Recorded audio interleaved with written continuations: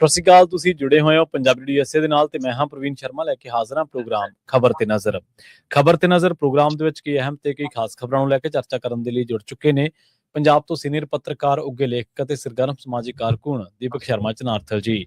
ਸ਼ਰਮਾ ਜੀ, ਸਤਿ ਸ਼੍ਰੀ ਅਕਾਲ। ਸਵਾਗਤ ਹੈ ਜੀ ਪੰਜਾਬੀ USA ਤੇ ਜੀ। ਸਤਿ ਸ਼੍ਰੀ ਅਕਾਲ ਪ੍ਰਵੀਨ ਜੀ, ਸਾਰੇ ਦਰਸ਼ਕਾਂ ਨੂੰ ਸਰੋਤਿਆਂ ਨੂੰ ਪਿਆਰ ਭਰੀ ਸਤਿ ਸ਼੍ਰੀ ਅਕਾਲ। ਸਤਿ ਸ਼੍ਰੀ ਅਕਾਲ ਜੀ।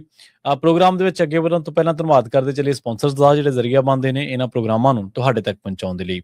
ਖਾਲਸਾ ਇੰਸ਼ੋਰੈਂਸ ਏਜੰਸੀ ਵਾਲੇ, ਜਿਨ੍ਹਾਂ ਤੋਂ ਤੁਸੀਂ ਹਰ ਤਰੀਕੇ ਦੀ ਇੰਸ਼ੋਰੈਂਸ ਲੈ ਸਕਦੇ ਹੋ। ਇੰਸ਼ੋਰੈਂਸ ਬਾਰੇ ਪਤਾ ਕਰਨ ਦੇ ਲਈ ਇਹਨਾਂ ਦਾ ਨੰਬਰ ਹੈ 408-272-2500।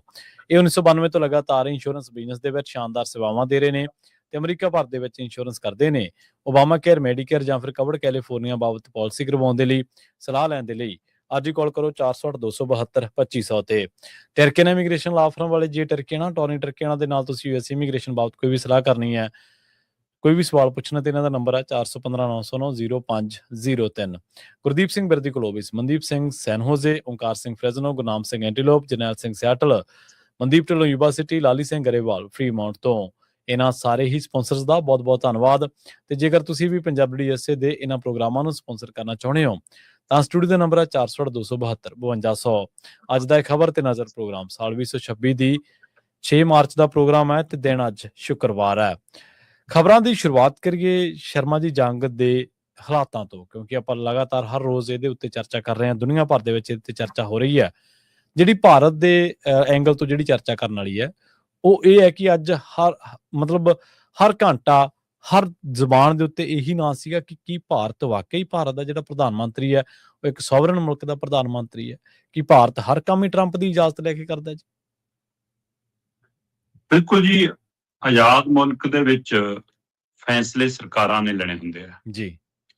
ਜੇ ਉਸ ਮੁਲਕ ਦੀ ਤਕਦੀਰ ਦਾ ਫੈਸਲਾ ਕਿਸੇ ਦੂਸਰੇ ਮੁਲਕ ਦਾ ਮੁਖੀ ਕਰੇ ਫਿਰ ਇਸ ਨੂੰ ਕੀ ਮੰਨੀਏ ਕਿ ਉਹਨਾਂ ਦੇ ਕੰਟਰੋਲ 'ਚ ਆ ਸਾਰਾ ਕੁਝ? ਦੇਸ਼ ਕੰਟਰੋਲ 'ਚ ਕਰ ਲਿਆ ਕਿ ਸਰਕਾਰ ਕੰਟਰੋਲ 'ਚ ਕਰ ਲਿਆ ਕਿ ਲੀਡਰ ਕੰਟਰੋਲ 'ਚ ਕਰ ਲਿਆ ਜੀ? ਇਹਦੇ ਕੀ ਮਾਇਨੇ ਆ? ਇਸ ਮੌਕੇ ਮੈਂ ਦੇਖ ਰਿਹਾ ਸੀਗਾ ਕਿ ਟਰੰਪ ਉਹਨਾਂ ਦਾ ਕਹਿਣਾ ਵੀ ਕਿ ਈਰਾਨ ਦੇ ਵਿੱਚ ਜੇ ਲੀਡਰ ਚੁਣਨੇ ਆ ਤਾਂ ਸਾਡੀ ਮਰਜ਼ੀ ਦੇ ਚੁਣੇ ਜਾਣਗੇ, ਸਾਨੂੰ ਉਹਦਾ ਖਾਮੇਨਈ ਦਾ ਮੁੰਡਾ ਆਗੂ ਮਨਜ਼ੂਰ ਨਹੀਂ, ਜਾਂ ਜੇ ਹੋਰ ਚੀਜ਼ ਕਿਸੇ ਨੂੰ ਬਣਾਉਣਾ ਚਾਹੁੰਦੇ ਉਹ ਸਾਨੂੰ ਮਨਜ਼ੂਰ ਨਹੀਂ, ਅਸੀਂ ਦੱਸਾਂਗੇ ਕਿਹਨੂੰ ਬਣਾਓ ਫਿਰ ਸਾਨੂੰ ਮਨਜ਼ੂਰ ਹੈ। ਹੁਣ ਇਹਦਾ ਮਤਲਬ ਉਹ ਉੱਥੇ ਦੀ ਸੱਤਾ ਨੂੰ ਆਪਣੇ ਕੰਟਰੋਲ 'ਚ ਲੈਣਾ ਚਾਹੁੰਦਾ ਤੇ ਸੱਤਾ ਕੰਟਰੋਲ 'ਚ ਆ ਤਾਂ ਮੁਲਕ ਕੰਟਰੋਲ 'ਚ ਹੈ। ਜਦੋਂ ਉਸ ਪੈਮਾਨੇ ਤੋਂ ਖੜ ਕੇ ਦੇਖਦੇ ਆ ਕੀ ਭਾਰਤ ਦੀ ਸੱਤਾ ਅਮਰੀਕਾ ਦੇ ਕੰਟਰੋਲ 'ਚ ਆ ਗਈ ਹੈ? ਸਹੀ ਹੈ। ਕੀ ਭਾਰਤ ਦੇ ਮੁਖੀ ਟਰੰਪ ਦੇ ਕੰਟਰੋਲ 'ਚ ਨੇ? ਅੱਜ 8ਵਾਂ ਦਿਨ ਹੈ ਜੰਗ ਨੂੰ, 7 ਦਿਨ ਪੂਰੇ ਹੋ ਲਏ ਇਸ ਜੰਗ ਨੂੰ। ਜੀ। 6ਵੇਂ ਦਿਨ ਭਾਰਤ ਦਾ ਵਿਦੇਸ਼ ਸਕੱਤਰ ਮਿਸ਼ਰੀ, ਉਹ ਵਿਕਰਮ ਮਿਸ਼ਰੀ, ਉਹ ਈਰਾਨ ਦੇ ਦੂਤਾ ਘਰ 'ਚ ਜਾਂਦਾ ਹੈ ਤੇ ਉੱਥੇ ਰਾਜਦੂਤ ਕੋਲ ਜਾ ਕੇ ਉਹਨਾਂ ਦਾ ਕਿਤਾਬ ਮੰਗ ਕੇ ਉਹਦੇ ਵਿੱਚ ਆਪਣਾ ਖਾਮੇਨੀ ਦੀ ਮੌਤ ਤੇ ਅਫਸੋਸ ਦਰਜ ਕਰਾਇਆ ਹੁੰਦਾ। ਠੀਕ ਹੈ। 6 ਦਿਨਾਂ ਬਾਅਦ ਜਾਣਕਾਰੀ ਮਿਲੀ ਕਿ ਖਾਮੇਨੀ ਦੀ ਮੌਤ ਹੋ ਗਈ। ਜੀ ਸਹੀ ਹੈ। 6 ਦਿਨਾਂ ਬਾਅਦ ਲੱਗਿਆ ਕਿ ਸਾਨੂੰ ਵੀ ਦੁੱਖ ਪ੍ਰਗਟਾ ਦੇਣਾ ਚਾਹੀਦਾ ਤੇ ਉਹ ਦੁੱਖ ਇੱਕ ਬਾਬੂ ਪ੍ਰਗਟਾ ਕੇ ਦੇਸ਼ ਦਾ ਦੁੱਖ ਬਣ ਜਾਊਗਾ ਪ੍ਰਗਟਾਉਣਾ। ਜੀ ਸਹੀ ਹੈ। ਪ੍ਰਧਾਨ ਮੰਤਰੀ ਨੇ ਅਫਸੋਸ ਪ੍ਰਗਟਾਇਆ, ਦੇਸ਼ ਦੇ ਗ੍ਰਹਿ ਮੰਤਰੀ ਨੇ, ਵਿਦੇਸ਼ ਮੰਤਰੀ ਨੇ ਅਫਸੋਸ ਪ੍ਰਗਟਾਇਆ, ਸਰਕਾਰ ਨੇ ਕੋਈ ਦੁੱਖ ਪ੍ਰਗਟਾਇਆ, ਸਰਕਾਰ ਨੇ ਜਿਹੜੀਆਂ ਜਾਨਾਂ ਜਾ ਰਹੀਆਂ ਉਹਨਾਂ ਦੇ ਦੁੱਖ ਪ੍ਰਗਟਾਇਆ, ਸਰਕਾਰ ਨੇ ਜੰਗ ਬੰਦ ਕਰਨ ਦੀ ਕੋਈ ਅਪੀਲ ਕੀਤੀ, ਗੱਲਬਾਤ ਰਾਹੀਂ ਨਿਬੜਨਾ ਚਾਹੀਦਾ ਜੀ, ਮਾੜਾ ਜਿਹਾ ਇੱਕ ਸੇਫ ਸਾਈਡ ਕਹਿ ਦੋ। ਪਰ 6 ਦਿਨਾਂ ਬਾਅਦ ਵੀ ਜਿਹੜੇ ਗਏ ਉਹ ਆਪੇ ਚਲੇ ਗਏ ਕਿ ਉਹ ਵੀ ਇਜਾਜ਼ਤ ਲੈ ਕੇ ਗਏ? ਹੁਣ ਇਜਾਜ਼ਤ ਦਾ ਸਵਾਲ ਕਿੱਥੋਂ ਆਇਆ? ਸਵਾਲ ਇੱਥੋਂ ਆਇਆ ਕਿ ਕੱਲ ਦਾ ਢੰਡੋਰਾ ਪਿੱਟਿਆ ਜਾ ਰਿਹਾ ਜੀ ਕਿ ਰੂਸ ਤੋਂ ਤੇਲ ਖਰੀਦਣ ਦੀ ਸਾਨੂੰ ਇਜਾਜ਼ਤ ਮਿਲ ਗਈ ਜੀ। ਅਮਰੀਕਾ ਤੋਂ ਇਜਾਜ਼ਤ ਲੈ ਕੇ ਤੇਲ ਖਰੀਦੋਗੇ ਇਹਦਾ ਮਤਲਬ? ਸਹੀ ਹੈ। ਇਹਦਾ ਮਤਲਬ ਤੁਸੀਂ ਟਰੰਪ ਦੇ ਕਹਿਣ ਅਨੁਸਾਰ ਚੱਲੋਗੇ ਨਾ। ਉਧਰੋਂ ਵੀ ਆ ਰਿਹਾ ਸੁਨੇਹਾ ਕਿ ਭਾਰਤ ਨੂੰ 3 ਅਪ੍ਰੈਲ ਤੱਕ ਜੀ ਇਜਾਜ਼ਤ ਦੇ ਦਿੱਤੀ ਗਈ ਹੈ, ਰੂਸ ਤੋਂ ਕੱਚਾ ਤੇਲ ਖਰੀਦ ਸਕਦਾ। ਸਹੀ ਹੈ, ਬਿਲਕੁਲ। ਸੋ ਇਹਦਾ ਮਤਲਬ ਜਿਹੜਾ ਵਿਰੋਧੀ ਧਿਰਾਂ, ਜਿਹੜੀਆਂ ਕਿਸਾਨ ਜਥੇਬੰਦੀਆਂ, ਜਿਹੜੀਆਂ ਸਮਾਜਿਕ ਜਥੇਬੰਦੀਆਂ, ਜਿਹੜੇ ਭਾਰਤ ਦੇ ਚਿੰਤਕ ਲੋਕ, ਬੁੱਧੀਜੀਵੀ ਵਰਗੇ ਖਾਸਾ ਪ੍ਰਗਟਾ ਰਹੇ ਨੇ ਕਿ ਸਮਝੌਤਿਆਂ ਨਾਲ ਅਸੀਂ ਗੁਲਾਮ ਹੋ ਜਾਾਂਗੇ ਤੇ ਅਜੇ ਤਾਂ ਸਮਝੌਤੇ ਪ੍ਰਵਾਨ ਨਹੀਂ ਚੜੇ ਪੂਰੀ ਤਰ੍ਹਾਂ ਤੇ ਤੁਸੀਂ ਹੁਣੇ ਤੋਂ ਗੁਲਾਮੀ ਵਾਲੇ ਦ੍ਰਿਸ਼ ਸਾਹਮਣੇ ਆ ਗਏ। ਸਹੀ ਹੈ, ਬਿਲਕੁਲ। ਜੇ ਤੇਲ ਅਸੀਂ ਈਰਾਨ ਤੋਂ ਨਹੀਂ ਲੈਣਾ, ਅਸੀਂ ਰੂਸ ਤੋਂ ਨਹੀਂ ਲੈਣਾ, ਤੇ ਅੱਜ ਤੁਸੀਂ ਕਹੋ ਰੂਸ ਤੋਂ ਲੈਣਾ, ਤੇ ਇਹਦਾ ਮਤਲਬ ਸਾਰਾ ਕੁਝ ਤੈਅ ਕੌਣ ਕਰ ਰਿਹਾ ਤੁਹਾਡਾ? ਸਹੀ ਗੱਲ ਹੈ। ਉਧਰ ਉਹਨਾਂ ਨੇ ਰਾਹ ਰੋਕਿਆ, ਬੰਦ ਕੀਤਾ ਕਿ ਹਾਂ ਇੱਥੋਂ ਤੇਲ ਦੇ ਬੇੜੇ ਨਹੀਂ ਲੰਘਣ ਦਿਆਂਗੇ ਅਸੀਂ, ਈਰਾਨ ਨੇ ਕਿਹਾ। ਫਿਰ ਉਹਨਾਂ ਨੇ ਇਹ ਵੀ ਕਿਹਾ ਕਿ ਜਿਹੜੇ ਮੁਲਕ ਸਾਡੇ ਨਾਲ ਨੇ ਜਾਂ ਜਿਹੜੇ ਮੁਲਕ ਅਮਰੀਕਾ ਨਾਲ ਨਹੀਂ ਹੈਗੇ, ਉਹਨਾਂ ਦੇ ਬੇੜਿਆਂ ਨੂੰ ਨਹੀਂ ਰੋਕਾਂਗੇ। ਕੀ ਭਾਰਤ ਕਹਿ ਸਕਦਾ ਇਹ ਗੱਲ ਕਿ ਹਾਂ ਜੀ ਸਾਡੇ ਬੇੜੇ ਹੁਣ ਨਹੀਂ ਰੁਕਣਗੇ?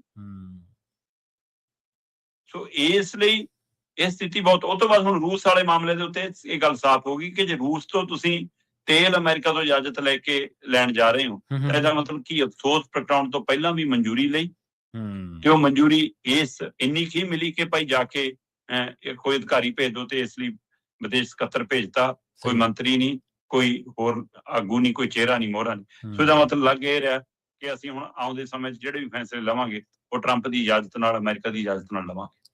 ਹਾਂਜੀ, ਬਿਲਕੁਲ। ਨਾਲ ਦੂਜੀ ਗੱਲ ਸ਼ਰਮਾ ਜੀ ਇਹ ਵੀ ਹੈ ਨਾ ਵੀ ਇਸ ਮਾਮਲੇ ਦੇ ਵਿੱਚ ਵੀ ਜਦੋਂ ਤੁਸੀਂ ਅਗਲੀ ਕੋਈ ਗੱਲ ਕਰੋਗੇ ਤੇ ਜਦੋਂ ਤੁਸੀਂ ਕਹੋਗੇ ਕਿ ਜੀ ਉਹ ਕਹਿੰਦੇ ਕਿ ਜਿਹੜੇ ਅਮਰੀਕਾ ਦੇ ਨਾਲ ਨਹੀਂ ਅਸੀਂ ਉਹਨਾਂ ਦਾ ਲੰਘਣ ਦਿਆਂਗੇ, ਕੀ ਤੁਹਾਡੇ 'ਚ ਇੰਨੀ ਵੀ ਜ਼ਰੂਰਤ ਹੈਗੀ ਵੀ ਤੁਸੀਂ ਕਹਿੰਦੇ ਵੀ ਨਹੀਂ ਅਸੀਂ ਨਹੀਂ ਅਮਰੀਕਾ ਦੇ ਨਾਲ? ਜਿਹੜਾ ਤੁਸੀਂ ਅਫਸੋਸ ਤੋਂ ਸ਼ੁਰੂ ਕੀਤਾ ਸੀ ਨਾ ਵੀ ਇੰਨੇ ਦਿਨਾਂ ਬਾਅਦ ਯਾਦ ਆਇਆ ਵੀ ਕਮਾਲ ਦੀ ਗੱਲ ਹੈ, ਇੱਕ ਸੋਵਰਨ ਮੁਲਕ ਦੀ ਮਸ਼ੀਨਰੀ ਇਸ ਤਰ੍ਹਾਂ ਨਾਲ ਬਿਹੇਵ ਕਰ ਰਹੀ ਹੈ ਇਹਨਾਂ ਮਾਮਲਿਆਂ ਦੇ ਵਿੱਚ, ਔਰ ਉਹਨਾਂ ਮਾਮਲਿਆਂ 'ਚ ਜਿੱਥੇ ਹਰ ਕੋਈ ਮੁਲਕ, ਛੋਟੇ ਤੋਂ ਛੋਟਾ ਯੂਰਪ ਦਾ ਮੁਲਕ, ਉਹ ਵੀ ਆਪਣੀ ਟਿੱਪਣੀ ਕਰ ਰਿਹਾ, ਚਾਹੇ ਉਹ ਕਿਸੇ ਪਾਸੇ ਵੀ ਖੜਾ ਹੈ ਜੀ। ਅਗਲੀ ਜਿਹੜੀ ਗੱਲ ਆ ਉਹ ਕਰੀਏ ਸ਼ਰਮਾ ਜੀ ਆਪਾਂ ਇਸ ਲੜਾਈ ਦੇ ਇੱਕ ਹੋਰ ਪਹਿਲੂ ਨੂੰ ਕਵਰ ਕਰਨ ਦੀ, ਵੀ ਇਹ ਲੜਾਈ ਜਿਹੜੀ ਆ ਉਹ ਤਾਕਤ ਦੀ ਹੈ, ਕੰਟਰੋਲ ਦੀ ਹੈ, ਜਾਂ ਫਿਰ ਜਿਹੜੀਆਂ ਅਮਰੀਕਾ ਦੇ ਵਿੱਚ ਇੱਕ ਬਹੁਤ ਵੱਡਾ ਮੁੱਦਾ ਐਪਸਟੀਨ ਫਾਈਲਸ ਦਾ, ਕਿ ਉਹਨਾਂ ਤੋਂ ਬਚਣ ਦੀ ਹੈ, ਉਹਨਾਂ ਤੋਂ ਧਿਆਨ ਭਟਕਾਉਣ ਦੀ ਹੈ। ਜੀ ਜੰਗ ਕਦੇ ਵੀ ਖੁਸ਼ੀ ਲੈ ਕੇ ਨਹੀਂ ਆਉਂਦੀ। ਬਿਲਕੁਲ ਬਿਲਕੁਲ। ਇਹ 7 ਦਿਨਾਂ ਦੀ ਜੰਗ ਦੇ ਵਿੱਚ ਸਹੀ ਅਮਰੀਕਾ ਔਰ ਇਜ਼ਰਾਈਲ ਵੱਲੋਂ ਜਿਸ ਤਰ੍ਹਾਂ ਈਰਾਨ ਨੂੰ ਨਿਸ਼ਾਨਾ ਬਣਾਇਆ ਗਿਆ, ਤੇ ਉਸ ਦੇ ਵਿੱਚ 1300 ਤੋਂ ਵੱਧ ਮੌਤਾਂ ਈਰਾਨ 'ਚ ਹੋ ਚੁੱਕੀਆਂ ਨੇ, ਤੇ ਉੱਥੇ 3000 ਤੋਂ ਵੱਧ 3200 ਦੇ ਕਰੀਬ ਘਰ ਰਾਖ ਦੇ ਢੇਰ 'ਚ, ਮਿੱਟੀ ਦੇ ਢੇਰ 'ਚ ਬਦਲ ਚੁੱਕੇ ਨੇ। ਸੈਂਕੜੇ ਸਕੂਲ, ਸੈਂਕੜੇ ਹਸਪਤਾਲ, ਸੈਂਟਰ, ਸਿਹਤ ਕੇਂਦਰ, ਹੋਰ ਬਾਜ਼ਾਰ, ਦੁਕਾਨਾਂ, ਉਹ ਸੈਂਕੜਿਆਂ ਦੀ ਗਿਣਤੀ 'ਚ ਨੇ ਜਿਹੜੀਆਂ ਮਤਲਬ ਮਲਬੇ 'ਚ ਬਦਲ ਗਈਆਂ। ਤੇ ਇਹਦੇ ਵਿੱਚ ਮਾਸੂਮ ਆਮ ਲੋਕ, ਸਿਵਿਲੀਅਨ, ਉਹਨਾਂ ਦਾ ਕੀ ਕਸੂਰ, ਉਹ ਜਾਣਨਾ ਚਾਹੁੰਦੇ ਨੇ। ਸਹੀ ਹੈ। ਤੇ ਇਹਦੇ ਮਾਮਲੇ 'ਚ ਈਰਾਨ ਵੱਲੋਂ ਜਵਾਬੀ ਕਾਰਵਾਈ ਦੇ ਦਰਮਿਆਨ ਕਈ ਮੁਲਕ ਰੌਲਾ ਪਾ ਰਹੇ ਨੇ ਕਿ ਸਾਡੇ ਤੇ ਈਰਾਨ ਅਟੈਕ ਕਰ ਰਿਹਾ ਜੀ, ਸਾਡੇ ਮਿਜ਼ਾਈਲਾਂ ਦਾਗ ਰਿਹਾ ਜੀ। ਮਤਲਬ ਅਮਰੀਕਾ ਜੇ ਇਹ ਕਹੇ ਕਿ ਜੀ ਈਰਾਨ ਇਹ ਗਲਤ ਕਰ ਰਿਹਾ, ਅਸੀਂ ਤਾਂ ਸਿਰਫ ਉਹਦੇ ਤੇ ਹਮਲਾ ਕੀਤਾ, ਉਹ ਬਾਕੀ ਮੁਲਕਾਂ ਤੇ ਕਿਉਂ ਕਰ ਰਿਹਾ? ਸੋ ਇਹ ਲੜਾਈ ਜਦੋਂ ਛੇੜੀ ਜਾਂਦੀ ਹੈ ਤੇ ਉਹਦੇ ਵਿੱਚ ਫਿਰ ਹੁਣ ਐਂ ਹੀ ਹੋਊਗਾ, ਈਰਾਨ ਕਹਿੰਦਾ ਜੀ ਮੈਂ ਸਹੀ ਹਾਂ, ਅਮਰੀਕਾ ਕਹਿੰਦਾ ਜੀ ਅਸੀਂ ਸਹੀ ਹਾਂ, ਤੇ ਉਹਦੇ ਵਿੱਚੋਂ ਉਹ ਕਹਿੰਦੀ ਅਸੀਂ ਤਾਂ ਤੁਹਾਡੇ ਸਿਰਫ ਜਿੱਥੇ ਕੰਟਰੋਲ ਤੁਹਾਡੇ ਏਰੀਆ ਨੇ, ਟਿਕਾਣੇ ਨੇ ਅਮਰੀਕਾ ਦੇ, ਉਹਨਾਂ ਮੁਲਕਾਂ 'ਚ ਉਹਨੂੰ ਨਿਸ਼ਾਨਾ ਬਣਾ ਰਹੇ ਹਾਂ। ਜੋ ਵੀ ਹੈ, ਇਹ ਲੜਾਈ ਹੁਣ 2 ਤੋਂ 3 ਮੁਲਕਾਂ 'ਚ ਨਾ ਰਹਿ ਕੇ ਸੈਂਕੜਿਆਂ ਮੁਲਕਾਂ 'ਚ, ਦਰਜਨਾਂ ਮੁਲਕਾਂ 'ਚ ਫੈਲ ਚੁੱਕੀ ਆ ਜੀ। ਸਹੀ ਹੈ। ਤੇ ਉਹ ਗਵਾਰ ਉੱਠਦੇ ਅਸੀਂ ਹਰ ਥਾਵਾਂ ਤੋਂ ਦੇਖਦੇ ਹਾਂ, ਭੈਭੀਤ ਲੋਕ ਅਸੀਂ ਉਹ ਦ੍ਰਿਸ਼ ਹਰ ਥਾਵਾਂ ਤੋਂ ਦੇਖਦੇ ਹਾਂ। ਹੁਣ ਇਹਦੇ ਵਿੱਚੋਂ ਹੀ ਸਵਾਲ ਆਉਂਦਾ ਕਿ ਅਮਰੀਕਾ ਕਹਿੰਦਾ ਕਿ ਅਸੀਂ ਤਾਂ ਜੀ ਪਰਮਾਣੂ ਵਾਲੇ ਮਸਲੇ ਤੇ ਕੀਤਾ ਜੀ, ਅਸੀਂ ਤਾਂ ਜੀ ਉੱਥੇ ਲੋਕਾਂ ਨੂੰ ਆਜ਼ਾਦੀ ਦਿਵਾਉਣ ਦੇ ਲਈ ਕੀਤਾ ਜੀ, ਅਸੀਂ ਉੱਥੇ ਨਵੀਂ ਲੀਡਰਸ਼ਿਪ ਪੈਦਾ ਕਰ ਦਿਆਂਗੇ ਜੀ, ਉਹ ਕੰਟਰੋਲ ਕਰ ਲੈਣਗੇ ਜੀ, ਅਸੀਂ ਸਾਰਾ ਕੁਝ ਉਹਨਾਂ ਦੇ ਹਵਾਲੇ ਕਰਕੇ ਪਰੇ ਹੋ ਜਾਾਂਗੇ ਜੀ, ਈਰਾਨ ਬਿਨਾਂ ਸ਼ਰਤ ਆ ਜਾਵੇ ਜੀ ਸਾਡੇ ਕੋਲ, ਟਰੰਪ ਕਹਿੰਦਾ ਫਿਰ ਕੋਈ ਲੜਾਈ ਨਹੀਂ, ਉੱਥੇ ਹੀ ਬੰਦ ਹੋ ਜਾਊਗੀ ਲੜਾਈ, ਈਰਾਨ ਕਹਿੰਦਾ ਆਖਰੀ ਗੋਲੀ ਤੱਕ ਲੜਾਂਗੇ, ਅਸੀਂ ਤਾਂ ਤਿਆਰ ਆ, ਹੁਣ ਆ ਜਾਓ। ਸੋ ਇਸ ਸਥਿਤੀ 'ਚ ਜੰਗ ਤਾਂ ਕਿਤੇ ਰੁਕਦੀ ਦਿਖਦੀ ਨਹੀਂ ਜੀ ਜੀ। ਕੋਈ ਅਜਿਹੀ ਧਿਰ ਸਾਹਮਣੇ ਆ ਕੇ ਕਹਿ ਪਾ ਰਹੀ ਹੈ ਕਿ ਰੋਕੋ, ਅਸੀਂ ਵਿੱਚ ਰੋਲ ਨਿਭਾਉਂਦੇ ਹਾਂ, ਬੈਕਡੋਰ ਠੀਕ ਹੈ, ਮਾੜਾ ਮੋਟਾ ਰੂਸ, ਚੀਨ ਉਧਰ ਵਾਲੇ ਪਾਸੇ ਤੇ ਕੁਝ ਮੁਲਕ ਇੱਧਰ ਸ਼ਾਂਤੀ ਦੀਆਂ ਗੱਲਾਂ ਜੇ ਉਹ ਕਰ ਕੇ, ਪਰ ਕੋਈ ਸਪਸ਼ਟ ਰੂਪ 'ਚ ਵਿਚੋਲਾ ਬਣਨ ਦੀ ਜਾਂ ਤਾੜਨਾ ਕਰਨ ਦੀ ਸਥਿਤੀ 'ਚ ਹੈ ਕਿ ਟਰੰਪ ਨੂੰ ਕੀ ਗਲਤ ਹੋ ਰਿਹਾ? ਨਾ ਨਾ, ਕੋਈ ਵੀ ਨਹੀਂ। ਸੋ ਇਹ ਸਾਰੇ ਵਰਤਾਰੇ ਦੇ ਵਿਚਾਲੇ ਇਹ ਸਵਾਲ ਕਿਉਂ ਵੱਡਾ ਹੋ ਰਿਹਾ ਬਾਰ-ਬਾਰ ਕਿ ਬਈ ਕੀ ਇਹ ਸੱਚਮੁੱਚ ਪਰਮਾਣੂ ਵਾਲੇ ਮਸਲੇ ਤੇ ਲੜਾਈ ਸੀ? ਕੀ ਇਹ ਸੱਚਮੁੱਚ ਅਸਾਸਿਆਂ ਤੇ ਕੰਟਰੋਲ ਦੀ, ਤੇਲ ਤੇ ਕੰਟਰੋਲ ਦੀ, ਮੁਲਕ ਤੇ ਕੰਟਰੋਲ ਦੀ, ਕਿਸੇ ਮੁਲਕ ਨੂੰ ਗੁਲਾਮ ਬਣਾਉਣ ਦੀ ਉਹਦੀ ਉਹ ਲੜਾਈ ਸੀ? ਆਪਣੀ ਹੈਂਕੜ, ਆਪਣੀ ਹਉਮੈ, ਆਪਣਾ ਦਬਦਬਾ ਦਿਖਾਉਣ ਦੀ ਉਹ ਲੜਾਈ ਸੀ? ਜਾਂ ਐਪਸਟੀਨ ਫਾਈਲਾਂ ਦੇ ਜਿਹੜੇ ਪੰਨੇ ਗਵਾਚੇ ਨੇ ਉਹਨਾਂ ਚੋਂ ਕੁਝ ਪੰਨਿਆਂ ਦੀ ਚਰਚਾ ਹੈ ਕਿ ਇਜ਼ਰਾਈਲ ਦੇ ਹੱਥ ਲੱਗ ਗਏ, ਇਸ ਲਈ ਅਸੀਂ ਉਹ ਤੋਂ ਬਲੈਕਮੇਲ ਹੋ ਰਹੇ ਹਾਂ। ਇਹ ਵੀ ਟਰੰਪ ਨੂੰ ਜਵਾਬ ਦੇਣਾ ਪੈਣਾ। ਲੋਕ ਇਹ ਵੀ ਜਾਣਨਾ ਚਾਹੁੰਦੇ ਨੇ ਕਿ ਕਿਤੇ ਇਹ ਤਾਂ ਨਹੀਂਗਾ ਕਿ ਕੋਈ ਰਾਜ ਖੁੱਲ ਰਿਹਾ, ਉਹ ਕੋਈ ਕਹਿ ਰਹੇ ਨੇ ਜੀ ਕਿ ਟੀਨੇਜਰ ਸੀ ਜੀ, ਮੈਂ ਤਾਂ ਜਦ ਤੋਂ ਜੀ ਮੇਰੇ ਨਾਲ ਸ਼ੋਸ਼ਣ ਕੀਤਾ ਇਹਨੇ ਜੀ, ਆਹ ਕੁਝ ਜੀ, ਉਹ ਸਾਰੇ ਵਰਤਾਰੇ ਕਿਤੇ ਇਸ ਸਮੇਂ ਬਲੈਕਮੇਲਿੰਗ ਵਾਲੀ ਸਥਿਤੀ 'ਚ ਤਾਂ ਨਹੀਂ ਵਿਸ਼ਵ ਗੁਰੂ ਤੇ ਵਿਸ਼ਵ ਤਾਕਤ, ਵਿਸ਼ਵ ਸ਼ਕਤੀਆਂ, ਕਿਉਂਕਿ ਉਹ ਮੁਲਕ ਵੀ ਨੇ ਜਿਨ੍ਹਾਂ ਤੇ ਉਂਗਲ ਉੱਠੀ ਤੇ ਉਹਨਾਂ ਨੇ ਅਸਤੀਫੇ ਦਿੱਤੇ। ਤੇ ਇੱਕ ਸਾਡੇ ਵਾਲੇ ਪਾਸੇ ਨੇ, ਸਾਡੇ ਵਾਲੇ ਪਾਸੇ ਵੀ ਹਰਦੀਪੁਰੀ ਤੇ ਸਵਾਲ ਖੜੇ ਹੋਏ ਨੇ, ਬਿਆਨ ਦੇ ਕੇ ਪਰੇ ਹੋ ਜਾਓ, ਤੋਂ ਬਾਅਦ ਗੱਲੇ ਨਾ ਕਰੋ, ਉਹਦੇ ਕਿੰਨੇ ਮੂੰਹੇ ਨਾ ਕਰੋ। ਤੇ ਇਸੇ ਤਰ੍ਹਾਂ ਟਰੰਪ ਤੋਂ ਲੈ ਕੇ ਉਹਦੇ ਕਿੰਨੇ ਨੁਮਾਇੰਦੇ ਘਿਰੇ ਨੇ। ਥੱਲੇ ਵਾਲੇ ਪੱਧਰ ਤੇ ਮਾੜੀ ਮੋਟੀ ਹਿਲਜੁਲ ਹੋਈ, ਪਰ ਟਰੰਪ ਤਾਂ ਕਹਿੰਦਾ ਮੈਂ ਤਾਂ ਬੇਦਾਗ ਆ ਜੀ। ਤੇ ਪਰ ਉਹ ਗਵਾਚੇ ਫਾਈਲਾਂ ਦੇ ਪੰਨੇ ਕਿਤੇ ਡਰਾ ਤਾਂ ਨਹੀਂ ਰਹੇ, ਇਸ ਲਈ ਇਜ਼ਰਾਈਲ ਨਾਲ ਖੜਨਾ ਪਿਆ ਜਾ ਕੇ। ਸੋ ਇਸ ਲਈ ਕਾਫੀ ਚਰਚਾ ਹੈ ਕਿ ਲੜਾਈ ਕਿਤੇ ਫਾਈਲਾਂ ਦੇ ਪੰਨਿਆਂ ਕਰਕੇ ਹੀ ਤਾਂ ਨਹੀਂ, ਬਾਕੀ ਚੀਜ਼ਾਂ ਸਭ ਸੈਕੰਡਰੀ ਹੋਣ, ਮੁੱਖ ਮਸਲਾ ਇਹੀ ਹੋਵੇ। ਜੀ ਬਿਲਕੁਲ। ਤੇ ਅਗਲੀ ਗੱਲ ਕਰੀਏ ਸ਼ਰਮਾ ਜੀ, ਪੰਜਾਬ ਦੀ ਸਿਆਸਤ ਦੀ, ਸਰਕਾਰ ਦੀ।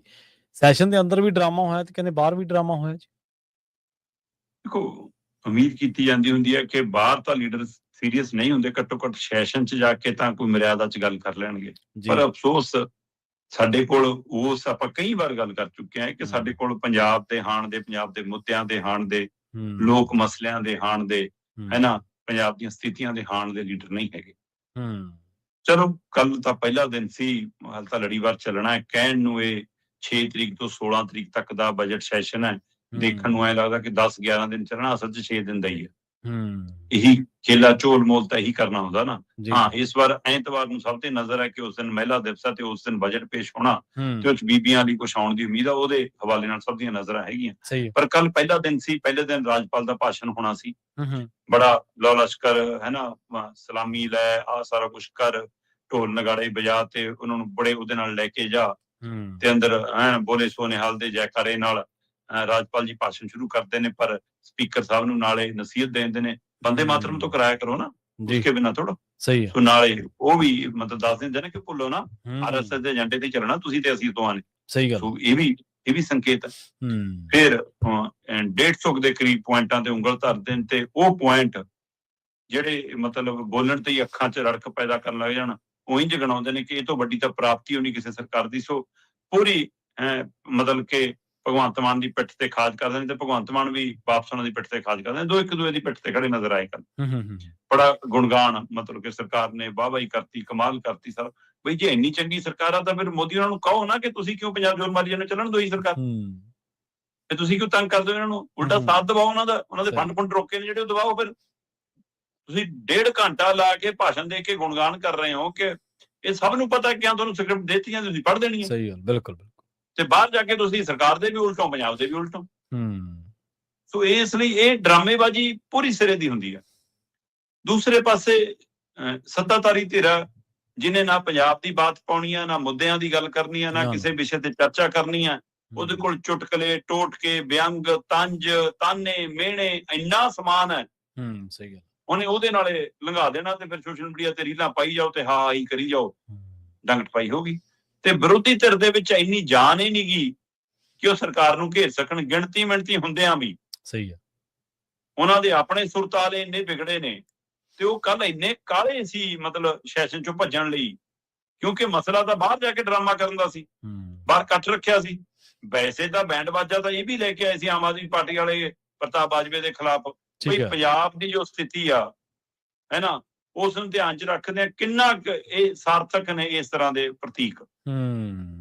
ਤੇ ਸਭ ਨੂੰ ਸਮਝ ਆਉਂਦੀ ਹੈ ਕਿ ਰਾਜਨੀਤੀ ਹੋ ਰਹੀ ਆ, ਇਹ ਉਹ ਮਸਲੇ ਨਹੀਂ ਹੈਗੇ ਜਿਹਨਾਂ ਨੂੰ ਦਿਖਾਉਣ ਦੀ ਕੋਸ਼ਿਸ਼ ਹੈ। ਸਹੀ ਹੈ। ਤੇ ਵਿਰੋਧੀ ਧਿਰ ਕਹਿੰਦੀ ਜੀ ਅਸੀਂ ਤਾਂ ਧਰਨਾ ਲਾਉਣਾ ਜੀ, ਜਾ ਕੇ ਲਿਟ ਕੇ ਆਪਣੇ ਦਫ਼ਤਰ ਮੂਹਰੇ ਇਕੱਠ ਕੀਤਾ ਜੀ, ਕਾਂਗਰਸ ਦੇ ਭਵਨ ਮੂਹਰੇ, ਫੋਟੋਆਂ ਬਣ ਗਈਆਂ, ਰੀਲਾਂ ਬਣ ਗਈਆਂ, ਲਓ ਜੀ ਆਪਣਾ ਪ੍ਰਦਰਸ਼ਨ ਹੋ ਗਿਆ। ਮਤਲਬ ਜੇ ਤੁਸੀਂ ਪੰਜਾਬ ਦੀ ਵਿਧਾਨ ਸਭਾ ਦੇ ਅੰਦਰ ਨਹੀਂ ਸਰਕਾਰ ਨੂੰ ਘੇਰ ਪਾ ਰਹੇ, ਬਾਹਰ ਸੜਕਾਂ ਤੇ ਕੀ ਕਰੋਗੇ? ਸਹੀ ਗੱਲ ਹੈ, ਬਿਲਕੁਲ। ਉਹ ਤੋਂ ਵਧੀਆ ਸਥਾਨ, ਉਹ ਤੋਂ ਵਧੀਆ ਮੌਕਾ, ਉਹ ਤੋਂ ਵਧੀਆ ਥਾਂ 117 ਤੁਹਾਡੇ ਕੋਲ ਚੁਣੇ ਨੁਮਾਇੰਦਿਆਂ ਦੇ ਨੁਮਾਇੰਦੇ ਖੜੇ ਹੋ ਤੁਸੀਂ, ਜਿਹੜੀ ਮਰਜ਼ੀ ਧਿਰ ਤੋਂ, ਤੁਹਾਨੂੰ ਪੰਜਾਬ ਦੇ ਨੁਮਾਇੰਦੇ ਬਣਾ ਕੇ ਭੇਜਿਆ। ਸਹੀ ਹੈ। ਤੁਸੀਂ ਸਾਥ ਗੱਲਬਾਤ ਕਰਨ ਦੀ ਸਮਝ ਨਹੀਂ ਰੱਖਦੇ ਤੇ ਫਿਰ ਕੀ ਵਿਰੋਧੀ ਧਿਰ ਤੇ ਕੀ ਸੱਤਾ ਧਿਰ?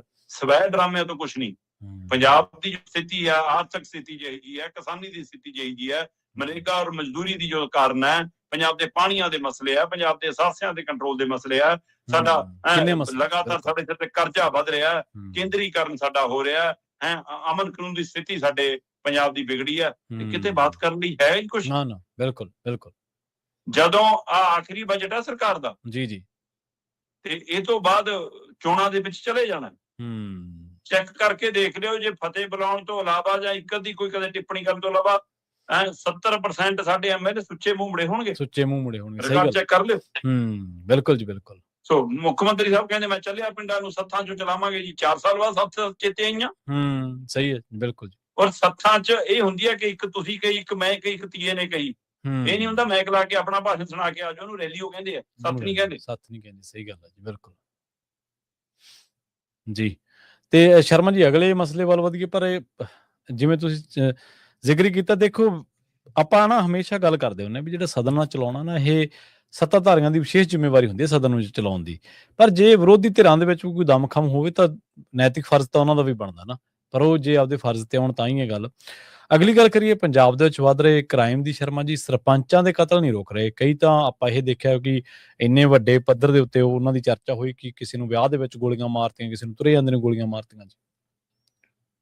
ਪ੍ਰਵੀਨ ਜੀ, ਪੰਜਾਬ ਦੀ ਅਮਨ ਕਾਨੂੰਨ ਦੀ ਸਥਿਤੀ ਦੇ ਬਾਰੇ ਆਪਾਂ ਲਗਾਤਾਰ ਗੱਲ ਕਰਦੇ ਹਾਂ, ਖਾਸ ਕਰ ਪਿਛਲੇ ਦਿਨਾਂ ਤੋਂ ਰਣਜੀਤ ਦੇ ਮਾਮਲੇ ਤਾਂ ਲਗਾਤਾਰ ਗੱਲ ਹੋ ਰਹੀ ਹੈ। ਹਾਂਜੀ ਹਾਂਜੀ, ਬਿਲਕੁਲ। ਪੰਜਾਬ 'ਚ ਦਹਿਸ਼ਤੀ ਮਾਹੌਲ ਹੈ, ਔਰ ਦੋ ਤਰ੍ਹਾਂ ਦੀ ਦਹਿਸ਼ਤ ਹੈ ਜੀ। ਇੱਕ ਸਰਕਾਰੀ ਕਤਲਾਂ ਦੀ ਦਹਿਸ਼ਤ ਹੈ, ਸਹੀ, ਇੱਕ ਗੈਂਗਸਟਰਾਂ ਦੇ ਕਤਲਾਂ ਦੀ ਦਹਿਸ਼ਤ ਹੈ ਜੀ, ਬਿਲਕੁਲ ਬਿਲਕੁਲ। ਲੋਕ ਕਹਿੰਦੇ ਰਣਜੀਤ ਦਾ ਇਨਕਾਊਂਟਰ ਹੋਇਆ, ਮਾੜਾ ਜਿਹਾ ਦੁੱਖ ਰੱਖਣ ਵਾਲੇ ਕਹਿੰਦੇ ਝੂਠਾ ਇਨਕਾਊਂਟਰ, ਫੇਕ ਇਨਕਾਊਂਟਰ ਹੋਇਆ ਜੀ। ਸਹੀ ਹੈ। ਸਿਆਸਤ ਦੀ, ਪੁਲਿਸ ਦੀ ਤਸਵੀਰ ਨੂੰ ਸਮਝਣ ਵਾਲੇ ਕਹਿੰਦੇ ਸਰਕਾਰੀ ਕਤਲ ਹੈ। ਬਿਲਕੁਲ ਸਹੀ ਹੈ ਜੀ। ਘਰੋਂ ਚੱਕ ਕੇ ਲੈ ਕੇ ਗਏ ਤੁਸੀਂ ਪੁੱਛਗਿੱਛ ਦੇ ਨਾਂ ਤੇ, ਕੋਈ ਬਰੰਟ ਨਾ ਦਿਖਾਓ, ਕੋਈ ਫਰੰਟ ਨਾ ਦਿਖਾਓ, ਕੋਈ ਕਾਨੂੰਨ ਨਾ ਧਾਰੋ, ਧੂ ਕੇ ਲੈ ਜਾਓ ਤੇ ਬਾਅਦ ਚੋਂ ਲਾਸ਼ ਘਰਦਿਆਂ ਨੂੰ ਫੜਾ ਦਿਓ। ਬਿਲਕੁਲ ਸਹੀ। ਤੇ ਇਸ ਨੂੰ ਕਤਲ ਨਾ ਕਹੀਏ ਤਾਂ ਹੋਰ ਕੀ ਕਹੀਏ? ਜੇ ਉਹ ਮੁਜਰਮ ਸੀ ਤਾਂ ਅਦਾਲਤ ਉਹਨੂੰ ਫਾਹੇ ਲਾਉਂਦੀ, ਅਦਾਲਤ ਉਹਦੇ ਲਈ ਫੈਸਲਾ ਸੁਣਾਉਂਦੀ, ਜੱਜ ਸਾਹਿਬ ਨੂੰ ਕਹਿਣਾ ਪਿਆ ਕਿ ਜੱਜ ਨਾ ਬਣੋ। ਸਹੀ ਗੱਲ, ਬਿਲਕੁਲ ਕਹਿਣਾ ਪਿਆ ਜੀ। ਆਪਾਂ ਕੱਲ ਹੀ ਗੱਲ ਕਰਕੇ ਹਟੇ ਆ, 1 ਸਾਲ ਦੇ ਵਿੱਚ 34 ਐਨਕਾਊਂਟਰਾਂ ਦੀਆਂ ਖਬਰਾਂ ਨੇ ਪੰਜਾਬ 'ਚ, ਉਹਨਾਂ 'ਚ ਕਈ ਜ਼ਖਮੀ ਨੇ, ਕਈ ਮਰੇ ਨੇ ਜੀ ਜੀ ਜੀ। ਤੇ ਸਾਰਿਆਂ ਦੀ ਕਹਾਣੀ ਇਬਾਰਤ ਇੱਕੋ ਜਿਹੀ ਹੈ। ਤੇ ਇਸ ਲਈ ਇੱਕ ਪਾਸੇ ਜਿੱਥੇ ਫਰੋਤੀ ਦੀਆਂ ਕਾਲ, ਜਿੱਥੇ ਲੁੱਟ-ਖੋਹ ਦੀਆਂ ਵਾਰਦਾਤਾਂ, ਜਿੱਥੇ ਵਿਆਹਾਂ ਦੇ ਵਿੱਚ ਸਿਰ 'ਚ ਗੋਲੀਆਂ, ਜਿੱਥੇ ਗੁਰੂ ਘਰ ਚੋਂ ਨਿਕਲਦਿਆਂ ਨੂੰ ਗੋਲੀਆਂ, ਹੁਣ ਮੋਗੇ ਦੇ ਵਿੱਚ 11 ਗੋਲੀਆਂ ਚੱਲੀਆਂ, ਸਰਪੰਚ ਤੇ 8। ਮੈਂ ਕਹਿੰਦਾ ਇਹ ਰੰਜਿਸ਼ ਦੇ ਮਾਮਲੇ ਹੋਣ, ਮੈਂ ਕਹਿੰਦਾ ਇਹ ਰਾਜਨੀਤਿਕ ਰੰਜਿਸ਼ ਦੇ ਮਾਮਲੇ ਹੋਣ, ਮੈਂ ਕਹਿੰਦਾ ਇਹ ਵਿੱਤੀ ਰੰਜਿਸ਼ ਦੇ ਮਾਮਲੇ ਹੋਣ, ਇਹ ਲੁੱਟ-ਖੋਹ ਦੇ ਮਾਮਲੇ ਹੋਣ, ਇਹ ਕੋਈ ਜ਼ਮੀਨੀ ਜਾਇਦਾਦ ਦੀ ਕਿੜ ਦੇ ਮਾਮਲੇ ਹੋਣ, ਪੰਜਾਬ 'ਚ ਤਾਂ ਕਤਲ ਹੋ ਰਿਹਾ ਹੈ ਨਾ। ਸਹੀ ਗੱਲ ਹੈ, ਬਿਲਕੁਲ। ਸਵਾਲ ਤਾਂ ਇਹ ਹੈ, ਤੁਸੀਂ ਇੰਨਾ ਕਹਿ ਰਹੇ ਹੋ ਜੀ ਅਸੀਂ ਬਖਸ਼ਾਂਗੇ ਨਹੀਂ, ਜਿਹੜਾ ਵੀ ਮਾਮਲਾ ਆਉਂਦਾ ਉਹ ਤੋਂ ਬਾਅਦ ਬੰਦਾ ਫੜ ਹੋ ਗਿਆ ਜੀ, ਐਨਕਾਊਂਟਰ ਹੋ ਗਿਆ ਜੀ, ਗੋਲੀ ਵੱਜ ਗਈ, ਉਹਦੇ ਬਾਵਜੂਦ ਵੀ ਲੋਕਾਂ ਦੇ ਮਨਾਂ 'ਚ ਭੈ ਕਿਉਂ ਨਹੀਂ ਪੈਦਾ ਹੋ ਰਿਹਾ ਫਿਰ? ਸਹੀ ਗੱਲ ਹੈ ਜੀ, ਬਿਲਕੁਲ। ਲੋਕ ਡਰ ਇਹਦਾ ਮਤਲਬ ਬਰਾਬਰ ਦੋ ਦਹਿਸ਼ਤਾਂ ਫੈਲਾਈਆਂ ਜਾ ਰਹੀਆਂ ਨੇ, ਇੱਕ ਸਰਕਾਰੀ ਦਹਿਸ਼ਤ ਤੇ ਇੱਕ ਪ੍ਰਾਈਵੇਟ ਦਹਿਸ਼ਤ। ਸਹੀ ਹੈ। ਇਹਦਾ ਜਵਾਬ ਤਾਂ ਦੇਣਾ ਪਊਗਾ ਜਨਾਬ, ਕਿੱਥੇ ਹੈ ਦੀ ਗੱਲਬਾਤ? ਸੋ ਆਹ ਤਾਜੀ ਮੋਗੇ ਦੀ ਘਟਨਾ ਨੇ ਇੱਕ ਵਾਰ ਫਿਰ ਉੱਥੇ ਲਿਆ ਕੇ ਖੜਾ ਕੀਤਾ ਜੀ ਜੀ। ਤੇ ਆ ਰਣਜੀਤ ਵਾਲੇ ਮਾਮਲੇ 'ਚ ਸਰਕਾਰ ਘਿਰੀ ਹੈ, ਡੀਜੀਪੀ ਹੋਰ ਇੱਕ ਦਿਨ ਪਹਿਲਾਂ ਹੀ ਤਲਵਾ ਕੇ ਉੱਠ ਰਹੇ ਨੇ, ਦੂਏ ਦਿਨ ਫੇਰ ਆ ਘਟਨਾ ਮੂੰਹ ਚੜਾ ਕੇ ਖੜੀ ਹੈ। ਪਰ ਬਸ਼ਰਮਾ ਨੂੰ ਕੀ ਹੈ, ਮਤਲਬ ਕਿ ਹੈ ਨਾ, ਦੋ ਪਈਆਂ ਹੈ ਨਾ ਸਦਕੇ ਗਈਆਂ, ਸਦਕੇ ਆਪਣੀ ਢੂਹੀ ਦੇ, ਦੋ ਪਈਆਂ ਵਿਸਰ ਗਈਆਂ ਸਦਕੇ ਆਪਣੀ ਢੂਹੀ ਦੇ, ਆਪਾਂ ਕੀ ਲੈਣਾ? ਬਿਲਕੁਲ ਕੋਈ ਅਸਰ ਹੀ ਨਹੀਂਗਾ। ਸੋ ਇਸ ਲਈ ਇਹਦੇ ਲਈ ਪੰਜਾਬ ਸਰਕਾਰ, ਗ੍ਰਹਿ ਮੰਤਰੀ, ਮੁੱਖ ਮੰਤਰੀ, ਡੀਜੀਪੀ ਸਾਰੇ ਜ਼ਿੰਮੇਵਾਰ ਨੇ। ਕਦੇ ਦੱਸ ਦਿਓ ਮੈਨੂੰ ਕਿ ਕਦੇ ਇਹ ਕਿਹਾ ਗਿਆ ਹੋਵੇ ਕਿ ਅੱਜ ਇਹਦੇ ਤੇ ਚਰਚਾ ਕਰਾਂਗੇ, ਨਾ ਕਦੇ, ਅੱਜ ਇਹਦੇ ਤੇ ਕੈਬਨਿਟ ਬੁਲਾਵਾਂਗੇ, ਅੱਜ ਇਹਦੇ ਤੇ ਮੀਟਿੰਗ ਕਰਾਂਗੇ, ਕਦੇ ਵੀ ਨਹੀਂ। ਸੋ ਮੈਨੂੰ ਤਾਂ ਇਹ ਡਰ ਲੱਗਣ ਲੱਗ ਗਿਆ ਕਿ ਲੋਕ ਨੁਮਾਇੰਦੇ ਬਣਨ ਤਾਂ ਲੋਕ ਭੱਜਣ ਲੱਗ ਜਾਣ ਪੰਜਾਬ 'ਚ, ਜੋ ਹਾਲਤ ਹੋ ਰਹੀ ਹੈ ਸਰਪੰਚਾਂ ਪੰਚਾਂ ਦੀ। ਸੋ ਕੋਈ ਐਮਸੀ ਦਾ ਨੁਮਾਇੰਦਾ, ਕੋਈ ਬਾੜ ਦਾ ਨੁਮਾਇੰਦਾ, ਕੁਝ ਜਿਹੇ ਜਿਹੇ ਅਟੈਕ ਹੋ ਰਹੇ ਨੇ, ਕੱਲ ਨੂੰ ਲੋਕ ਇਹਨਾਂ ਗੱਲਾਂ ਤੋਂ ਦੂਰ ਹੋ ਜਾਣਗੇ ਜਨਾਬ, ਦੂਰ ਹੋ ਜਾਣਗੇ। ਬਿਲਕੁਲ ਜੀ, ਬਿਲਕੁਲ। ਸੋ ਇਹ ਬਹੁਤ ਪੰਜਾਬ 'ਚ ਤਣਾਅ ਦੀ ਸਥਿਤੀ ਹੈ, ਫਿਕਰਮੰਦੀ ਵਾਲੀ ਸਥਿਤੀ ਹੈ, ਸਰਕਾਰ ਨਾਂ ਦੀ ਕੋਈ ਚੀਜ਼ ਨਹੀਂ ਹੈ, ਦਹਿਸ਼ਤਗਰਦੀ ਦਾ ਵਰਤਾਰਾ ਬਹੁਤ ਫੈਲ ਰਿਹਾ। ਕੋਈ ਨਾ ਸ਼ਰਮਾ ਜੀ, ਸਮਾਂ ਹੁੰਦਾ ਸੀਗਾ ਜਦੋਂ ਨਾ, ਮਤਲਬ ਜਿਹੜਾ ਸਰਪੰਚ ਦਾ ਅਹੁਦਾ ਬਹੁਤ ਸਤਿਕਾਰਤ ਅਹੁਦਾ ਹੁੰਦਾ ਸੀਗਾ, ਤੇ ਆਪਣੇ ਦੇਖਣ ਦੀ ਗੱਲ ਹੈ, ਜੇ ਕਿਸੇ ਬੰਦੇ ਦੇ ਉੱਤੇ ਸਰਬਸੰਮਤੀ ਹੋ ਜਾਂਦੀ ਸੀ ਨਾ, ਵੀ ਪਿੰਡ ਦੀ ਸਰਪੰਚੀ ਦੇ ਉੱਤੇ ਮਾਮਲੇ 'ਚ ਸਰਬਸੰਮਤੀ ਹੋ ਗਈ, ਤਾਂ ਉਸ ਬੰਦੇ ਦੀਆਂ ਅਗਲੀਆਂ ਕਈ ਪੀੜ੍ਹੀਆਂ ਦਾ ਵੀ ਸਤਿਕਾਰ ਕਰਦੇ ਸੀ ਲੋਕ, ਰਿਸ਼ਤੇਦਾਰੀਆਂ ਦੇ ਵਿੱਚ ਵੀ ਯਾਰ ਇਹਨਾਂ ਦੇ ਤੋਂ ਉੱਤੇ ਤਾਂ ਸਰਬਸੰਮਤੀ ਕੀਤੀ ਹੈ ਪਿੰਡ ਨੇ, ਵੀ ਇਹਨੇ ਸਤਿਕਾਰਤ ਲੋਕ ਆ।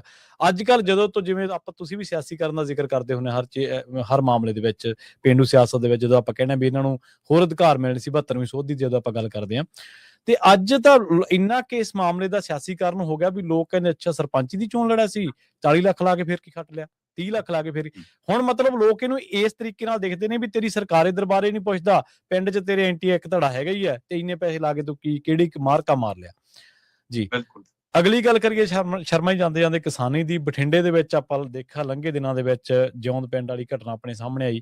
ਬਠਿੰਡੇ ਦੇ ਵਿੱਚ ਵੈਸੇ ਵੀ ਕਿਸਾਨੀ ਦਾ ਹੱਬ ਹੈ, ਤੇ ਪਿਛਲੇ ਦਿਨਾਂ ਦੇ ਵਿੱਚ ਤੁਸੀਂ ਵੀ ਉਸ ਪ੍ਰੋਟੈਸਟ ਦੇ ਵਿੱਚ ਸ਼ਾਮਲ ਸੀ, ਜਿਹੜਾ ਪੰਜਾਬ ਦੀਆਂ ਕਲਮਾਂ ਨੂੰ ਬਚਾਉਣ ਦੇ ਲਈ, ਹੱਕ ਹਕੂਕਾਂ ਦੀ ਗੱਲ ਕਰਨ ਦੇ ਲਈ ਇਕੱਠ ਹੋਇਆ ਸੀਗਾ।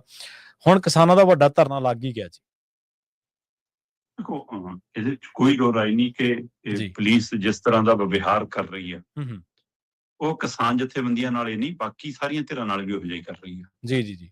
ਉਹ ਤਾਂ ਮਤਲਬ ਇੱਕ ਅੱਖ ਨਾਲ ਹੀ ਦੇਖਦੀ ਹੈ ਨਾ ਸਾਰਿਆਂ ਨੂੰ, ਚਾਹੇ ਮਾਸਟਰ ਹੋਣ, ਚਾਹੇ ਬੇਰੁਜ਼ਗਾਰ TT ਵਾਲੇ ਹੋਣ, ਚਾਹੇ ਮੈਡੀਕਲ ਵਾਲੇ ਹੋਣ, ਚਾਹੇ ਮੁਲਾਜ਼ਮ ਜਥੇਬੰਦੀਆਂ ਹੋਣ, ਤੇ ਚਾਹੇ ਕਿਸਾਨ ਜਥੇਬੰਦੀਆਂ, ਉਹ ਤਾਂ ਜੋ ਉੱਪਰੋਂ ਆਕਾ ਦਾ ਹੁਕਮ ਆਉਂਦਾ ਉਵੇਂ ਜਾਂਦੇ। ਹੁਣ ਆਕਾ ਕਿਹੜਾ? ਸਹੀ ਹੈ, ਆਕਾ ਉਹ ਜਿਹੜਾ ਤੜਫਿਆ ਕਿ 3 ਵਾਰ ਦਿੱਲੀ ਦਾ ਮੈਂ ਮੁੱਖ ਮੰਤਰੀ ਬਣਿਆ, ਪੁਲਿਸ ਚਲਾਉਣ ਦਾ ਮੌਕਾ ਨਹੀਂ ਮਿਲਿਆ, ਸੋ ਬਟਨ ਦੱਬ ਕੇ ਦੇਖਦਾ ਪੰਜਾਬ 'ਚ ਪੁਲਿਸ। ਸਹੀ ਹੈ, ਸਹੀ ਹੈ, ਬਿਲਕੁਲ ਸਹੀ ਹੈ ਜੀ। ਉਹ ਪੰਜਾਬ ਦੇ ਵਿੱਚ ਲਾਂਬੂ ਲਾਲਾ ਦੇਖਦਾ ਕਿ ਲੈ ਮੇਰੇ ਹੁਕਮਾਂ ਤੇ ਦੇਖ ਡਾਂਗਾ ਪੈਂਦੀਆਂ। ਸਹੀ ਗੱਲ। ਇਹ ਸਾਈਕੀ ਹੈ, ਇਹ ਮਾਨਸਿਕ ਰੋਗਤਾ ਹੈ ਕਿ ਏਜੰਡਾ ਹੈ ਕਿਸੇ ਨੂੰ ਹੋਰ ਲਿਆ ਕੇ ਪੰਜਾਬ 'ਚ ਬਿਠਾਉਣ ਦਾ। ਸਹੀ ਹੈ। ਕੀ ਇਹ ਤੁਸੀਂ ਆਪਣੀ ਸਰਕਾਰ ਦਾ ਪੱਖ ਪੂਰਨ ਲਈ ਕੰਮ ਕਰ ਰਹੇ ਹੋ, ਆਪਣੀ ਈਗੋ ਪਗਾਉਣ ਲਈ ਕਰ ਰਹੇ ਹੋ, ਕਿ RSS BJP ਲਈ ਰਾਹ ਖੋਲਣ ਲਈ ਕਰ ਰਹੇ ਹੋ? ਸਹੀ ਗੱਲ। ਤੋ ਜਿਹੋ ਜਿਹਾ ਵਰਤਾਰਾ ਜਿਉਂਦ ਪਿੰਡ 'ਚ ਵਾਪਰਿਆ ਸੀ ਜੀ, ਹੈ ਨਾ, ਉਸ ਨੇ ਇੱਕ ਵਾਰ ਤਾਂ ਹਿਲਾ ਕੇ ਰੱਖ ਦਿੱਤਾ। ਤੇ ਉਸ ਤੋਂ ਬਾਅਦ ਫਿਰ ਉਹ ਮੁੰਡੇ ਦਾ ਇਲਾਜ ਚੱਲਿਆ, ਮੁੱਦਾ ਬਣਿਆ, ਪੀਲੀ ਪੱਗ ਇੱਕ ਸਿੰਬਲ ਬਣੀ, ਤੇ ਆਖਰ ਧਰਨਾ ਲਾਉਣ ਦਾ ਦੁਬਾਰਾ ਐਲਾਨ ਕੀਤਾ ਜੋਗਿੰਦਰ ਸਿੰਘ ਉਗਰਾਹਾਂ ਦੀ ਜਥੇਬੰਦੀ ਨੇ, ਕਿਉਂਕਿ ਉਹਨਾਂ ਵੱਲੋਂ ਕਾਲ ਸੀ, ਪਹਿਲਾਂ ਉਹਨਾਂ ਦੇ ਬੰਦੇ ਚੱਕੇ ਸੀ, ਉਹਨਾਂ ਦੀ ਰਿਹਾਈ ਦਾ ਮਸਲਾ ਸੀ, ਉਹਦਾ ਜ਼ਮਾਨਤ ਹੋ ਗਈ, ਹੋਰ ਚੱਕ ਲਏ, ਉਹਨਾਂ ਨੂੰ ਛਡਾਉਣ ਲਈ ਤੁਰਨ ਲੱਗੇ ਸੀ, ਤਾਂ ਉਹਦਾ ਨਿਕਲ ਨਹੀਂ ਦਿੱਤੇ। ਜਿਵੇਂ ਜੋਤੀ ਯਾਦਵ ਨੇ ਅਗਵਾਈ 'ਚ ਪੁਲਿਸ ਨੇ ਕਾਰਵਾਈ ਕੀਤੀ, ਉਹ ਮਸਲਾ ਵੱਡਾ ਬਣ ਗਿਆ, ਤੇ ਕੱਲ ਫਿਰ ਕਿਹਾ ਵੀ ਕਿ ਅਸੀਂ ਧਰਨਾ ਲਾਵਾਂਗੇ। ਚਲੋ, ਉਹ ਤੋਂ ਪਹਿਲਾਂ ਇੱਕ ਦਿਨ ਪੁਲਿਸ ਨਾਲ ਗਿਟਮਿਟ ਹੋ ਗਈ ਸੀ, ਮੀਟਿੰਗ ਹੋ ਗਈ ਸੀ, ਤੇ ਇਹਦੇ ਵਿੱਚ ਹੋਰ 2 ਦਰਜਨ ਦੇ ਕਰੀਬ ਜਥੇਬੰਦੀਆਂ ਸ਼ਾਮਲ ਸੀ। ਕੱਲ ਸਰਕਾਰ ਦੇ ਖਿਲਾਫ ਉਹ ਜਥੇਬੰਦੀਆਂ ਵੀ ਦੱਬ ਕੇ ਗਰਜ ਰਹੀਆਂ ਸੀ, ਜਿਨ੍ਹਾਂ ਨੇ ਵੋਟਾਂ ਵੀ ਪਵਾਈਆਂ ਪਿਛਲੇ ਪੜਦਿਓ। ਸਹੀ ਹੈ, ਬਿਲਕੁਲ, ਜਿਨ੍ਹਾਂ ਨੇ ਸਾਥ ਵੀ ਦਿੱਤਾ। ਹਾਂਜੀ, ਇਸ ਗੜ ਦੇ ਵਿੱਚ ਜਿਹੜੇ ਤਰਲੋ ਮੱਛੀ ਵੀ ਸੀ ਕਿ ਲਿਆਈਏ ਭਗਵੰਤ ਮਾਨ ਨੂੰ, ਆਪਣੀ ਹੀ ਜਥੇਬੰਦੀਆਂ ਦੇ ਸਾਥ ਨਹੀਂ ਦਿੱਤੇ ਜਿਨ੍ਹਾਂ ਨੇ। ਸਹੀ ਹੈ। ਉਹ ਪੁਲਿਸ ਨਾਲ ਮਿਲ ਕੇ ਕੱਲ ਧਰਨੇ ਵੀ ਲਾ ਰਹੇ ਸੀ। ਤੋ ਇਹ ਸਾਰਾ ਕੁਝ ਇੱਥੇ ਖਿਚੜੀਆਂ ਪੱਕਦੀਆਂ, ਇਸੇ ਨੂੰ ਸਿਆਸਤ ਕਹਿੰਦੇ, ਹੋਰ ਕਿਹਨੂੰ ਕਹਿੰਦੇ? ਸਿਆਸਤ ਕਹਿੰਦੇ। ਸਹੀ ਗੱਲ ਹੈ। ਸੋ ਇਸ ਲਈ ਇਹ ਹਿੰਡ ਪਕਾਉਣਾ ਹੀ ਸੀ ਧਰਨਾ, ਜਾਂ ਮੁੱਦਿਆਂ ਦੇ ਲਈ ਆਉਂਦੇ ਸਮੇਂ 'ਚ ਵੱਡੀ ਲੜਾਈ ਵੀ ਵਿੱਢਾਂਗੇ। ਕਿਸ ਦੇ ਲਈ ਸੀ? ਮਤਲਬ ਸਾਨੂੰ ਮਟਕਾ ਤੋਂ ਚੌਂਕ ਤੱਕ ਜਾਣ ਦਿਓ, ਸਾਨੂੰ ਚੰਡੀਗੜ੍ਹ ਦੀ ਹੱਦ 'ਚ ਧਰਨਾ ਲਾਉਣ ਦਿਓ, ਬਸ ਫਿਰ ਅਸੀਂ ਤੁਹਾਡੇ ਨਾਲ ਨਹੀਂ ਟਕਰਾਉਂਦੇ, ਤੁਸੀਂ ਸਾਡੇ ਨਾਲ ਨਾ ਟਕਰਾਇਓ। ਹੁਣ ਤੁਸੀਂ ਸਾਨੂੰ ਟਕਰਾ ਲਏ, ਹੁਣ ਸਾਨੂੰ ਇੱਕ ਧਰਨਾ ਬਠਿੰਡਾ ਲਾ ਲੈਣ ਦਿਓ। ਫਿਰ ਮਤਲਬ ਦਿੱਲੀ ਜਦੋਂ 26 ਤਰੀਕ ਨੂੰ ਜਾਣਾ ਸੀ, ਤਦ ਮਤਲਬ ਕਈ ਤਰ੍ਹਾਂ ਕਹਿੰਦੀਆਂ ਸੀਗੀਆਂ ਵੀ ਕਿ ਆਪਾਂ ਪੁਲਿਸ ਨਾਲ, ਕਈ ਜਥੇਬੰਦੀਆਂ ਕਹਿੰਦੇ ਵੀ ਪੁਲਿਸ ਨਾਲ ਮਿਲ ਕੇ ਜੇ ਧਰਨਾ ਲਾਇਆ ਫਿਰ ਧਰਨਾ ਥੋੜਾ, ਪ੍ਰਦਰਸ਼ਨ ਥੋੜਾ। ਸਹੀ ਗੱਲ। ਸੋ ਇਸ ਲਈ ਚਲੋ ਚੰਗੀ ਗੱਲ ਹੈ ਕਿ ਤਾਲਮੇਲ ਹੋ ਗਿਆ, ਸਰਕਾਰਾਂ ਨੂੰ ਸਮਝ ਆ ਗਈ ਕਿ ਟਕਰਾਅ 'ਚ ਪੈ ਕੇ ਨੁਕਸਾਨ ਸਾਡਾ ਵੀ ਹੋਣਾ ਤੇ ਪੰਜਾਬ ਦਾ ਵੀ ਹੋਣਾ। ਉਹ ਸਹੀ ਹੈ, ਜੇ ਪਹਿਲੇ ਦਿਨ ਏਦਾਂ ਜਾਣ ਦਿੰਦੇ ਉਹਨਾਂ ਨੂੰ ਤੇ ਬਠਿੰਡੇ 'ਚੋਂ ਬੈਠ ਜਾਂਦੇ ਤਾਂ ਮਨੋਮਾਨ ਨਾਲ ਕੁਝ ਘੰਟੇ 'ਚ ਧਰਨਾ ਨਿਬੜ ਜਾਣਾ ਸੀ। ਸਹੀ ਗੱਲ। ਇਹ ਸਥਿਤੀ ਉਹਨਾਂ ਪੈਦਾ ਹੁੰਦੀ। ਸੋ ਪਰ ਕੱਲ ਧਰਨਾ ਸਫਲ ਰਿਹਾ, ਵੱਡੀ ਗਿਣਤੀ 'ਚ ਕਿਸਾਨ ਆਏ, ਵੱਡੀ ਗਿਣਤੀ 'ਚ ਆਵਾਮ ਆਇਆ। ਉਹਦੇ ਵਿੱਚ ਸਰਕਾਰੀ ਤਸ਼ੱਦਦ ਦਾ ਜ਼ਿਕਰ ਤਾਂ ਹੋਇਆ, ਪੰਜਾਬ ਦੇ ਮੁੱਦਿਆਂ ਦੀ ਬਾਤ ਪਾਈ ਗਈ, ਪੰਜਾਬ ਦੇ ਮਸਲਿਆਂ ਦੀ, ਕਿਸਾਨੀ ਮਸਲਿਆਂ ਦੀ ਬਾਤ ਪਾਈ। ਉਮੀਦ ਕਰਦੇ ਹਾਂ ਇਹ ਆਵਾਜ਼ ਪੰਜਾਬ ਦੀ ਵਿਧਾਨ ਸਭਾ 'ਚ ਇਸ ਸੈਸ਼ਨ 'ਚ ਗੂੰਜੇ, ਇਹਨਾਂ ਮਸਲਿਆਂ ਦੇ ਉੱਤੇ ਸਰਕਾਰਾਂ ਚਰਚਾ ਕਰਨ, ਜਿਹਦੀ ਉਮੀਦ ਕਰ ਰਹੇ ਹਾਂ, ਪਰ ਉਮੀਦ ਪੂਰੀ ਨਹੀਂ ਹੁੰਦੀ। ਧਰਨੇ ਤਾਂ ਅਸੀਂ ਕਿੰਨੇ ਸਮੇਂ ਤੋਂ ਲਾ ਹੀ ਰਹੇ ਹਾਂ ਜੀ। ਧਰਨਾ ਤਾਂ ਕੋਈ ਨਵੀਂ ਪ੍ਰੈਕਟਿਸ ਤਾਂ ਹੈ ਨਹੀਂ, ਕਿ ਧਰਨੇ ਤਾਂ ਲੱਗ ਹੀ ਰਹੇ ਨੇ ਸ਼ਰਮਾ ਜੀ। ਪਰ ਧਰਨਾ ਥਾਟ ਕੀ ਦੇ ਰਿਹਾ ਲੋਕਾਂ ਨੂੰ, ਧਰਨਾ ਅਗਲਾ ਪ੍ਰੋਗਰਾਮ ਕੀ ਦੇ ਰਿਹਾ ਲੋਕਾਂ ਨੂੰ, ਇਹ ਵੱਡੀ ਗੱਲ ਆ। ਕੁਝ ਕੁ ਕਿਸਾਨ ਜਥੇਬੰਦੀਆਂ ਦਾ ਇਸ ਤਰ੍ਹਾਂ ਸਿਆਸਤ ਦੇ ਵਿੱਚ ਪਿਛਲੀ ਵਾਰੀਆਂ ਜਿਹੜੀ ਗੁਫ਼ਤਗੂ ਹੋਈ, ਜਾਂ ਜਿਹੜੇ ਇੱਕ ਦੂਜੇ ਨਾਲ ਸਹਿਮਤੀਆਂ ਹੋਈਆਂ, ਧਰਨਾ ਪ੍ਰਦਰਸ਼ਨ ਕੋਈ ਸ਼ਰਮਾ ਜੀ ਕਿਸਾਨੀ ਦੀ ਸ਼ਕਤੀ ਪ੍ਰਦਰਸ਼ਨ ਦਾ ਸਾਧਨ ਥੋੜ੍ਹਾ ਹੈ। ਵੀ ਧਰਨਾ ਕਰਨਾ ਹੈ ਜੀ, ਅਸੀਂ ਬਠਿੰਡੇ ਆਪਦੀ ਮੰਗ ਬਣਾ ਲਈ ਵੀ ਅਸੀਂ ਧਰਨਾ ਕਰਕੇ ਵੱਡੇ ਹੋ ਗਏ। ਕਿਸਾਨੀ ਨੂੰ ਇੱਕ ਰੋਡ ਮੈਪ ਦੇਣ ਦਾ ਤੇ ਭਵਿੱਖੀ ਜਿਹੜੀਆਂ ਉਲਝਣਾਂ ਨੇ ਉਹਨਾਂ ਨੂੰ ਸੁਲਝਾਉਣ ਦਾ ਇੱਕ ਜ਼ਰੀਆ ਧਰਨਾ। ਇਹ ਨੀ ਗਾ ਇਕੱਠ ਵਿਖਾ ਕੇ ਤੁਸੀਂ ਸਿਆਸੀ ਤੌਰ ਤੇ ਸੌਦੇਬਾਜ਼ੀ ਕਰ ਲਓ। ਇਹ ਬਿਲਕੁਲ ਤੁਹਾਡੀ ਗੱਲ ਸਹੀ ਆ। ਅੱਜ ਆਪਾਂ ਸੰਕੇਤਕ ਤੌਰ ਤੇ ਗੱਲ ਕਰ ਰਹੇ ਹਾਂ, ਅੱਜ ਆਪਾਂ ਇੱਕ ਮਿਸਾਲ ਦੇ ਤੌਰ ਤੇ ਗੱਲ ਕਰ ਰਹੇ ਹਾਂ, ਪਰ ਕੱਲ ਨੂੰ ਇਹ ਗੱਲਾਂ ਖੁੱਲ੍ਹੇਆਮ ਹੋ ਜਾਣਗੀਆਂ। ਕੱਲ ਨੂੰ ਲੋਕ ਦੋਸ਼ ਲਾਉਣ ਲੱਗ ਪੈਣਗੇ, ਔਰ ਲੋਕ ਤਾਂ ਪਹਿਲਾਂ ਹੀ ਲਾ ਰਹੇ ਨੇ ਵੀ ਕਿਉਂ ਤੁਸੀਂ ਹਰ ਹਫ਼ਤੇ ਹਰ ਮਹੀਨੇ ਤੁਸੀਂ ਕਿਉਂ ਆਪਦੀ ਊਰਜਾ ਬਰਬਾਦ ਕਰਦੇ ਹੋ। ਕੋਈ ਤਗੜਾ ਪ੍ਰੋਗਰਾਮ ਦਿਓ, ਸਰਕਾਰਾਂ ਨਾਲ ਗੱਲਬਾਤ ਕਰੋ, ਟੇਬਲ ਟਾਕ ਕਰਕੇ ਮਸਲੇ ਨਿਬੇੜੋ। ਕਿਉਂ ਨਿੱਤ ਡੀਜ਼ਲ ਫੂਕਣਾ, ਨਿੱਤ ਡੰਡੇ ਖਾਣੇ ਆ ਪੰਜਾਬ ਪੁਲਿਸ ਤੋਂ ਤੁਸੀਂ ਜੀ। ਤੇ ਸ਼ਰਮਾ ਜੀ, ਇਹਨਾਂ ਖਾਸ ਖਬਰਾਂ ਤੇ ਖਾਸ ਜਾਣਕਾਰੀਆਂ ਦੇ ਲਈ ਤੁਹਾਡਾ ਬਹੁਤ ਧੰਨਵਾਦ ਜੀ। ਸਤਿ ਸ਼੍ਰੀ ਅਕਾਲ। ਸਤਿ ਸ਼੍ਰੀ ਅਕਾਲ ਜੀ। ਪ੍ਰੋਗਰਾਮ ਖਬਰ ਤੇ ਨਜ਼ਰ ਦੇ ਵਿੱਚ ਆਪਣੇ ਨਾਲ ਜੁੜੇ ਸਨ ਸੀਨੀਅਰ ਪੱਤਰਕਾਰ ਦੀਪਕ ਸ਼ਰਮਾ ਜਨਾਰਥਲ ਜੀ, ਨਾ ਸਿਰਫ ਪੱਤਰਕਾਰ ਦੇ ਤੌਰ ਤੇ ਬਲਕਿ ਧਰਨਿਆਂ ਪ੍ਰਦਰਸ਼ਨਾਂ ਦੇ ਵਿੱਚ ਜਾ ਕੇ ਵਿਵਾਕੀ ਦੇ ਨਾਲ, ਧੜੱਲੇ ਦੇ ਨਾਲ ਪੰਜਾਬ ਦੀ ਗੱਲ ਵੀ ਕਰਦੇ ਨੇ। ਤੁਹਾਡਾ ਸਾਰਿਆਂ ਦਾ ਬਹੁਤ ਧੰਨਵਾਦ। ਇਸੇ ਤਰ੍ਹਾਂ ਜੁੜੇ ਰਹੋ ਪੰਜਾਬੀ ਰੇਡੀਓ USA ਦੇ।